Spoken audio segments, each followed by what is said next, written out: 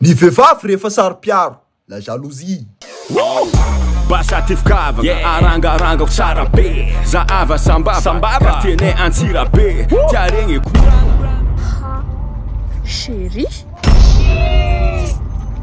aboaky amizay baka zampizanao azoviny tegna jo nasamby tanagna raiky atsika tsy voatery fankatia tamizagna arindrasa talenta takezanao tahia fa izy andray ry songalim-biavo tsy mahay miaina ry galatrandro amseko ve tsy hainao marina kabisany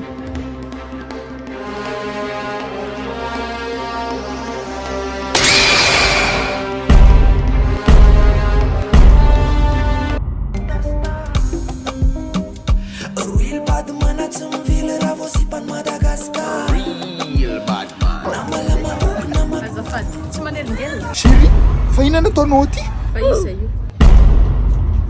Zano mito enfance. ha fa nga nisy niteny teo hoe anao mitenena sa nisy niteny taminazy teo hoe anao mitenena Naitsinaheno.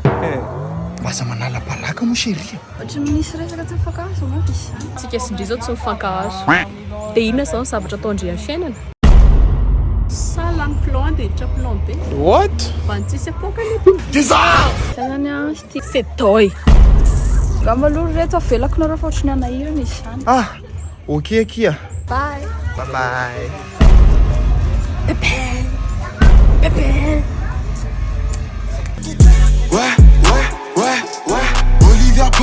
Olivia Pop, faut qu'elle soit intelligente et chargée en bas. Intelligente et chargée en bas. Intelligente et chargée en bas.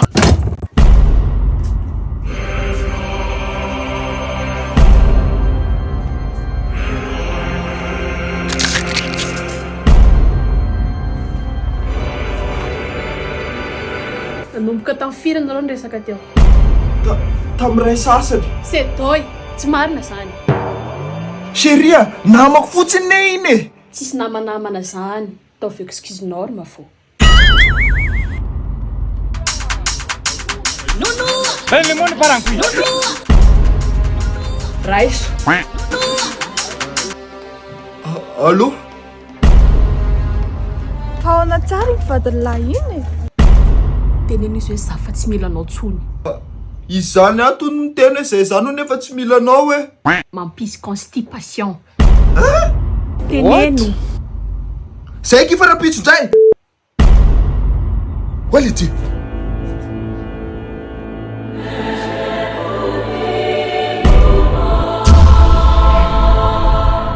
I don't want peace. Fa hoaiza ianao?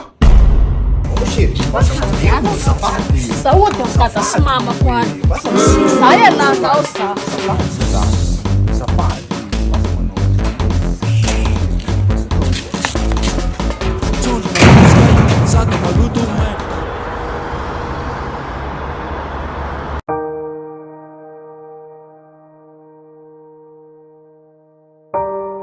chéri tanao